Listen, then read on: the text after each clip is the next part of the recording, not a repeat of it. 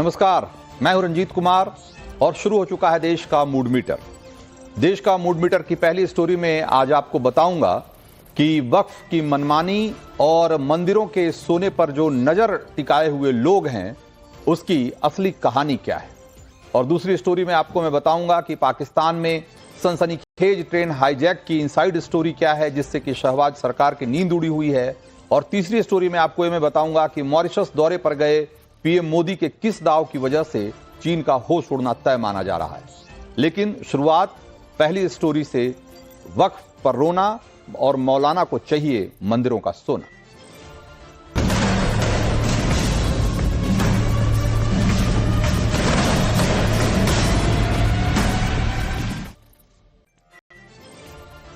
तो आज mood metre में सबसे पहले हम वक्फ संशोधन बिल से बौखलाए मौलानाओं का दृष्टि दोष दूर करने वाले हैं, जिन्हें भूमाफिया वक्फ बोर्ड की कारगुजारियां दिखाई नहीं देती, लेकिन अब उनकी बुरी नजर हिंदू मंदिरों पर गड़ गई है। मौलाना कल्बे जब्बाद कह रहे हैं कि वक्फ बोर्ड को छोड़ दो और हिंदू मंदिरों का सोना गरीबों को बांट दो। यानी वक्फ बोर्ड को बचाने के लिए अब हिंदू मंदिरों पर अटैक शुरू कर दिए गए। खुद को मुस्लिम धर्म का ठेकेदार समझने वाले मुस्लिम पर्सनल लॉ बोर्ड के जो लोग हैं, वो वक्फ बिल से इतनी जबरदस्त उनको दिक्कत हो गई है कि उन्होंने सीधी धमकी दे दी है कि वक्फ बिल वापस नहीं अगर हुआ तो पूरे देश को शाहीन बाग बना देंगे। इसके बारे में भी आगे बात करूंगा, लेकिन पहले आप कल्बे जब्बाद का वो बयान सुनिए जिसको लेकर बवाल मचा हुआ है।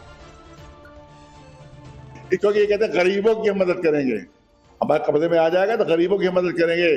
तो हमने उसी में कहा कि इस वक्त 5 लाख से ज्यादा मंदिर हिंदुओं के हैं जिसमें कई हजार टन सोना है। सिर्फ एक मंदिर से 400 किलो सोना चोरी हुआ था। तुम छोटे छोटे औकात से मदद करोगे, ये हजारों टन सोना बाहर निकालो और निर्धन हिंदुओं में बांटो उसको। जितने निर्धन है सब धनवान हो जाएंगे अगर सारी मंदिरों का सोना बांट दिया जाए। और जितना रिजर्व बैंक में जितना सोना है उससे 1000 गुना सोना जो है ज्यादा मंदिरों में है। अगर रिजर्व बैंक में दे दें यही ये मंदिरों के सोना का रिजर्व बैंक में आ जाए तो अभी 90 रुपए का जो डॉलर है अभी 20 रुपए का हो जाएगा और हिंदुस्तान की इकोनॉमी बहुत मजबूत हो जाएगी। वक्त से मजबूत नहीं होगी, ये जो मंदिरों में सोना है इसको बांटो, इससे मजबूत होगी। उधर ध्यान क्यों नहीं दे रहे हो? तो कल्बे जब्बाद की बातें सुनकर हैरान होने की जरूरत नहीं है, क्योंकि यही वो सोच है जिसने वक्फ बोर्ड को देश भर में जमीनों पर अवैध कब्जे का लाइसेंस दिया हुआ है। कल्बे जब्बाद जैसे मौलानाओं को जब वक्फ बोर्ड के पक्ष में कोई दलील देते नहीं बन रही तो हिंदू मंदिरों पर अटैक करने लगे और बेतुकी दलीलें देकर वक्फ बोर्ड का बचाव कर रहे हैं।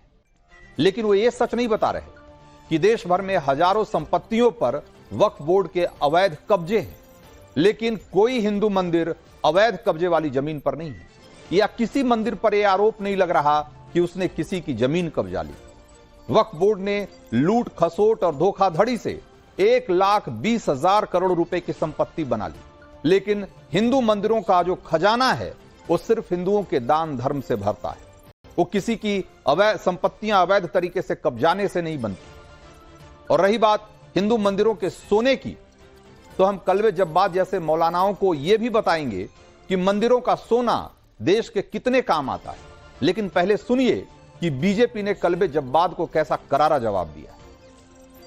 हिंदुओं के मंदिरों में जो सोना है उसमें उनकी चवन्नी भी नहीं है, जिनका ये बयान है। वो ज़कात वहाँ नहीं करते हैं, ठीक है ना। वो ज़कात मस्जिदों में करते हैं और मदरसों में करते हैं, तो इस पर आरोप लगाने का उनका कोई अधिकार नहीं है। उसमें उनकी चवन्नी एक पाई भी नहीं है, बल्कि दिल्ली सल्तनत ने, मुगलों ने, अफगानियों ने, खिलजीज ने, तुगलक ने, लोधियों ने हिंदू मंदिरों को तोड़ा भी है और वहाँ के खजाने को भी लूटने का काम किया। कल्बे जब्बाद जी गौरी गजनी से लेके औरंगजेब तक और तमाम ऐसे आक्रांताओं की निगाहें सदैव से हिंदू संपत्तियों पर रही है।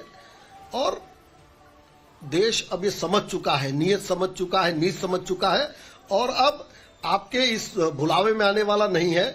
जिसकी नजर हिंदू संपत्तियों पर पड़ेगी, मंदिरों पर पड़ेगी, उसको मुंह तोड़ जवाब समाज देगा। तो कल्बे जब्बाद जैसे मौलाना तो अपनी अज्ञानता का प्रदर्शन कर ही रहे हैं, लेकिन उनकी खींच को समझा जा सकता है। लेकिन इसका मतलब यह तो नहीं है कि वो कुछ भी बोलेंगे और उन्हें जो भी बोलना हो वो जो चाहें, जो उनके मन में आए वो बोल दे। कम से कम बोलने के पहले उनको फैक्ट्स तो चेक करना चाहिए, वेरीफाई करना चाहिए। कल्बे जब्बाद कह रहे हैं कि मंदिरों का सोना रिजर्व बैंक को दे दे।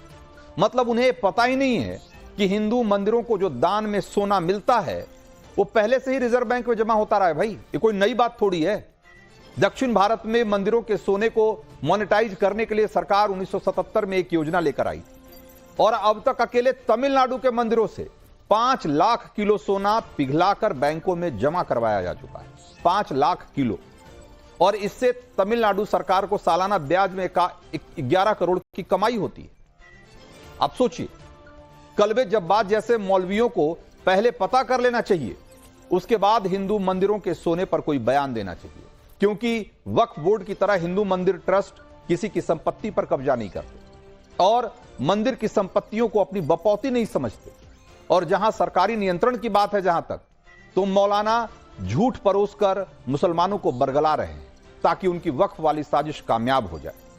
क्योंकि सच तो यह है कि भारत के ज्यादातर बड़े मंदिर राज्य सरकारों के नियंत्रण में हैं, ज्यादातर बड़े मंदिर, लेकिन वक्फ बोर्ड की संपत्तियों पर सरकार का कोई अधिकार नहीं।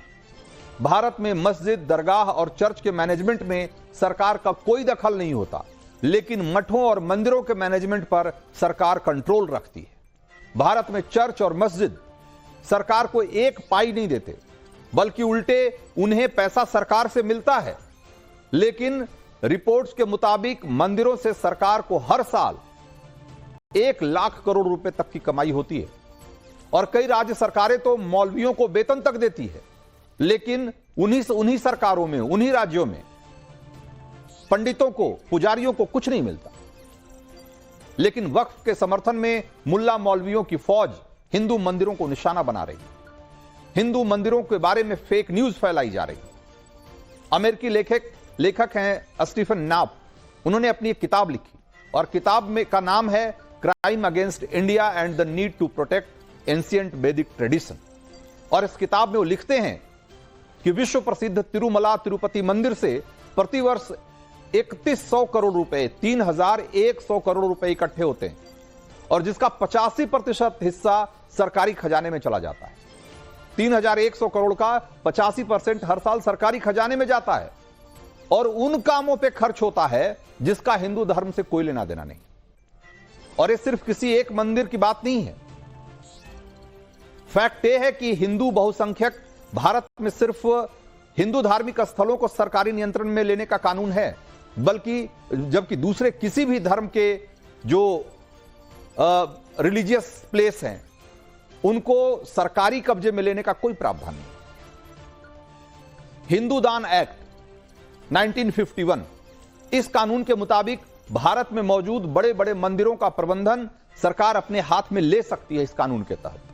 और इन मंदिरों के प्रबंधन के लिए सरकार की तरफ से IAS अधिकारियों की नियुक्ति की जाती है बाकायदा। और इसी कानून के जरिए कई राज्य सरकारों ने हजारों मंदिरों को अपने अधिकार में लिया हुआ है। सिर्फ कर्नाटक की बात बताऊं तो 1,80,000 मंदिरों में से 34,500 मंदिरों का मैनेजमेंट राज्य सरकारों के अधीन है। आप सोचिए। और एक रिपोर्ट के मुताबिक आंध्र प्रदेश में इसी कानून का इस्तेमाल करके 43,000 मंदिरों का सरकार ने अधिग्रहण कर लिया है। आंध्र प्रदेश में मंदिरों की इनकम का सिर्फ 18% ही मंदिरों के रखरखाव के लिए खर्च किया जाता है और बाकी पैसा खुद सरकार रख लेती है। यानी कि सोचिए, जो हिंदू दान में जो दे रहे हैं, दान पात्र में आप पैसा देकर आते हैं, आपको लगता है कि इससे धर्मार्थ कार्य होगा, यानी कि हिंदू धर्म के उत्थान के लिए कोई काम होगा, मंदिर के लिए कोई काम होगा, हिंदुओं की उन्नति के लिए कोई काम होगा, लेकिन असल में वो पैसा सरकारी खजाने में चला जाता है, उसका बड़ा हिस्सा। मतलब आजादी के इतने साल तक वक्फ बोर्ड के जरिए मस्जिद, मदरसों और दरगाहों के नाम पर लूट खसूट होती रही और दूसरी तरफ हिंदुओं के दान का पैसा सरकारी खजाने में जाता रहा।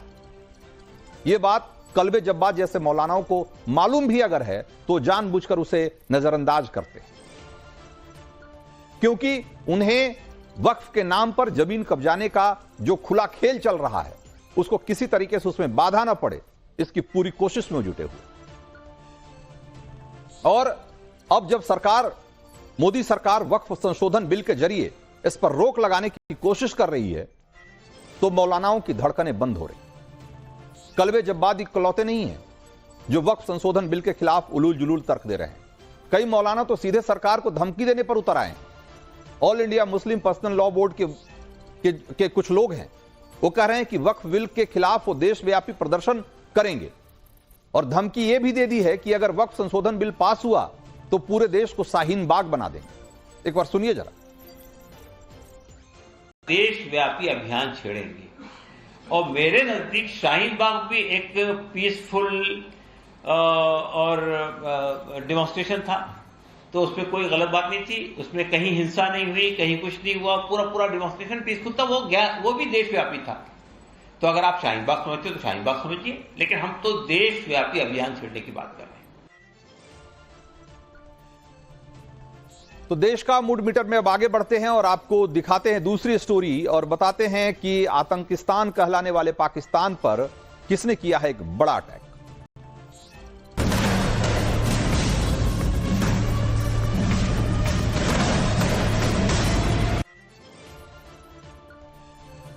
तो बलूचिस्तान इलाके में पाकिस्तान को तगड़ा झटका लगा है। बलूच विद्रोहियों ने पाकिस्तान की एक पूरी ट्रेन को अगवा कर लिया है और इस ट्रेन में सवार पाकिस्तानी सुरक्षा एजेंसियों के 100 से ज्यादा जवानों को बलूच फाइटर्स ने बंधक बना लिया है।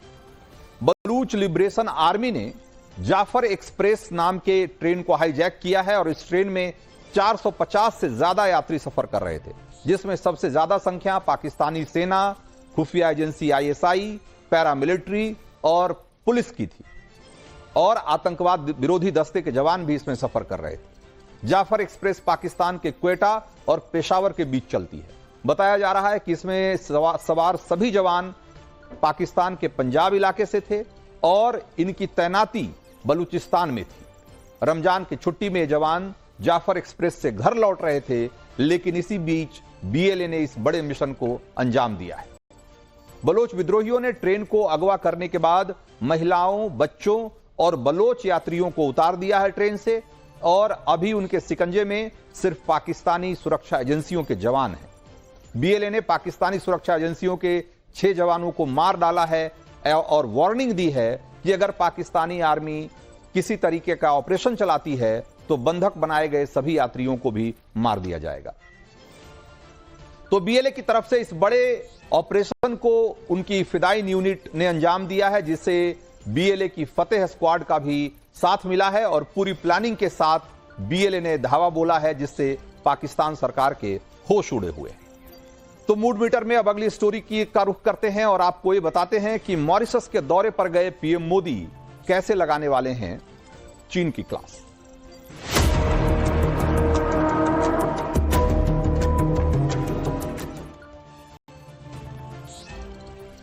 तो PM मोदी 2 दिन के दौरे पर आज मॉरिशस पहुंचे हैं और बड़ी बात यह है कि इस बेहद छोटे से देश के उनके दौरे पर अमेरिका से लेकर चीन तक की सीधी नजर है और इसकी वजह PM मोदी का वो महत्वाकांक्षी जियोपॉलिटिकल प्लान है जो दक्षिण एशिया के समुद्री इलाके में चीन की चालबाजियों का करारा जवाब है। और दूसरी तरफ एशिया में सुपरस्टार या सुपर पावर वाले स्टेटस रखने वाले जो देश हैं उसके लिए भी कैसे इस पूरे दौरे का एक बड़ा महत्व है, वो हम इस पर आप विस्तार से आपको बताएंगे। लेकिन मॉरिशस दौरे पर गए PM मोदी का वो स्पेशल प्लान क्या है उसे आपको आपके सामने एक्सप्लेन करूं, उससे पहले मॉरिशस में उनके भव्य स्वागत की तस्वीरें आपको दिखाता हूं और ये दिखाता हूं कि जिस तरीके से आज उनकी अगुवाई में पूरा मॉरिशस का जो टॉप लीडरशिप है वो जुटा हुआ था, उसके क्या मायने हैं जरा इसको भी समझिए। ये जो आप तस्वीरें देख रहे हैं इस समय मॉरिशस की राजधानी सेंट लुइस के एयरपोर्ट की तस्वीरें हैं और PM मोदी मॉरिशस के 57वें राष्ट्रीय दिवस के मौके पर मुख्य अतिथि बनकर वहां पहुंचे हैं। सेंट लुइस एयरपोर्ट पर PM मोदी के स्वागत में मॉरिशस की कार्यपालिका, विधायिका, न्यायपालिका यानी तीनों जो स्तंभ हैं सरकार के, उसके सारे बड़े चेहरे एक साथ वहां मौजूद थे। मॉरिशस के PM नवीन चंद्रन रामगुलाम तो वहां थे ही, उनके मंत्रिमंडल के सभी 34 मंत्री, नेशनल असेंबली के स्पीकर, विपक्ष के सारे बड़े नेता, मॉरिशस के चीफ जस्टिस, कैबिनेट सचिव समेत 200 VIP लोग वहां मौजूद थे जब उनका रेड कारपेट वेलकम किया जा रहा था। तो पीएम मोदी ने इसके जवाब में कैसे भोजपुरी में आभार जताया और भारतीय विदेश मंत्रालय के प्रवक्ता ने यह बात कैसे भोजपुरी में दुनिया तक पहुंचाई, वो भी आपको देखना और सुनना चाहिए। आई सवेरे हवाई अड्डा पर इनका स्वागत धूमधाम से भइल। मॉरिशस के प्रधानमंत्री डॉक्टर नवीन चंद्र राम गुलाम और उनके साथ अनेक अतिथिगण उनका स्वागत कैलन। सेरेमोनियल वेलकम भइल। इसे समझ सकेले हम लोग कि भारत और मॉरिशस के रिश्ता कितना टूट बा, कितना सुंदर बा, कितना विशाल बा। तो मॉरिशस क्यों मिनी इंडिया कहलाता है और भोजपुरी कैसे मॉरिशस को भारत की विरासत से जोड़ती है, इन दोनों तस्वीरों में आप उसकी झलक देख सकते हैं। पहली तस्वीर में पीएम मोदी जब वहां पहुंचे तो गीत गवाई हो रही है, जो मॉरिशस में भोजपुरी और उनके लोक गीतों की जो समृद्ध विरासत है उसकी निशानी है। और अंग्रेजी राज के दौर में जब भारतीयों को मजदूरी के लिए जवरिया मॉरिशस भेजा गया तो इन्हीं लोकगीतों के सहारे उन्होंने खुद को भारत से जोड़े रखा। और दूसरी तस्वीर में हम आपको दिखा रहे हैं कि पीएम मोदी की झलक पाने के लिए, उनसे मिलने के लिए कैसे वहां भारतीय मूल के लोग उमड़ आए। और जैसा कि आपको पता ही होगा कि मॉरिशस में सबसे ज्यादा आबादी जो है हिंदुओं की है, 70% आबादी वहां हिंदुओं की है। और अब आपको दिखाता हूं कि वो तस्वीर जो बता रहा है कि भारत और मॉरिशस कैसे सनातन के से गहरे जुड़े हुए हैं। और इसी कनेक्शन के कारण पीएम मोदी प्रयागराज महाकुंभ का जल अपने साथ लेते गए और अब से थोड़ी देर पहले मॉरिशस के राष्ट्रपति को उसको उन्होंने सौंपा है। तो ये आपको तस्वीरें मैं आपको दिखा रहा हूं कि ये किस तरीके से ये महाकुंभ का जल है, पवित्र जल है, जिसको कि उन्होंने वहां मॉरिशस के राष्ट्रपति को सौंपा है। और एक तरीके से आप बहुत बड़ी संख्या में जो लोग महाकुंभ में स्नान करने नहीं आ पाए हिंदू होने के बावजूद, उनको एक तरीके से देश की तरफ से, प्रधानमंत्री की तरफ से एक बहुत बड़ी भेंट है, एक पवित्र भेंट है। तो आज देश का मूड मीटर में वक्त इतना ही था। मुझे दीजिए इजाजत। ब्रेक के उस पार देखिए big and bold Dinesh Gautam के साथ।